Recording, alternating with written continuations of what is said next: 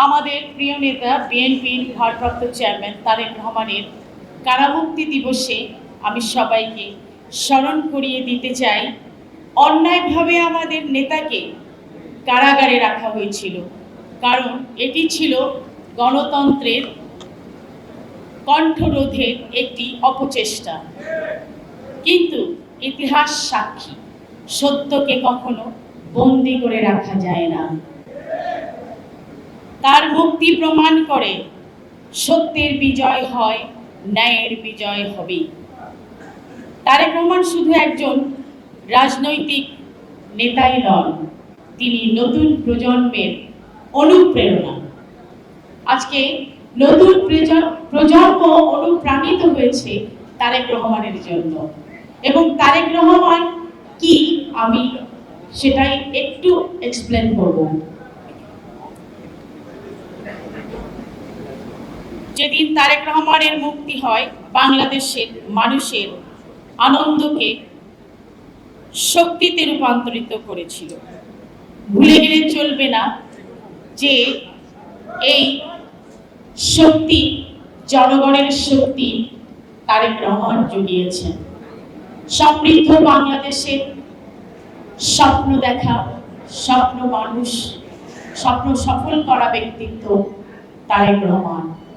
তারেক রহমান আজকে আমাদের নেতা, আমাদের অভিভাবক, দলের অভিভাবক এবং দলকে ভালোবাসার একটি প্রতীক তারেক রহমান। শহীদ রাষ্ট্রপতি জিয়াউর রহমানের প্রতি শ্রদ্ধা জ্ঞাপন করছি, তার রুহের মাগফিরাত কামনা করছি। সেই শহীদ রাষ্ট্রপতি জিয়াউর রহমানেরই সুযোগ্য সন্তান জনাব তারেক রহমান। শহীদ রাষ্ট্রপতি জিয়াউর রহমান শুধু তিনি একজন অসামান্য অসাধারণ ফিলোসফার ব্যক্তিত্ব ছিলেন, সেই সাথে তিনি যে আদর্শ দিয়ে গেছেন, সেই আদর্শকে তারেক রহমান ধারণ করেছেন এবং সেই সাথে বিএনপিও ধারণ করেছে। পাশাপাশি বেগম খালেদা জিয়া দেশনেত্রী, তার স্নেহ মমতা ভালোবাসায় এই বিএনপির শত শত হাজার হাজার কোটি কোটি কর্মী আজও জেগে আছে, ঐক্যবদ্ধ হয়ে আছে। তিনি কেন?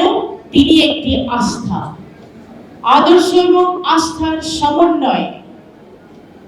আমাদের এই মহাপুরুষ জনাব তারেক রহমান, তিনি আমাদের বিশ্বাস, এই বিশ্বাসকে আমরা ধারণ করেছি।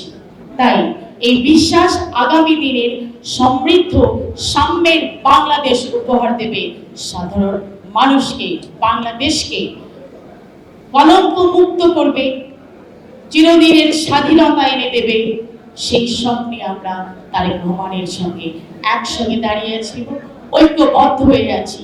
তাই বিএনপির বুনিয়াদ হচ্ছে তিনটি: আদর্শ, আস্থা এবং বিশ্বাস।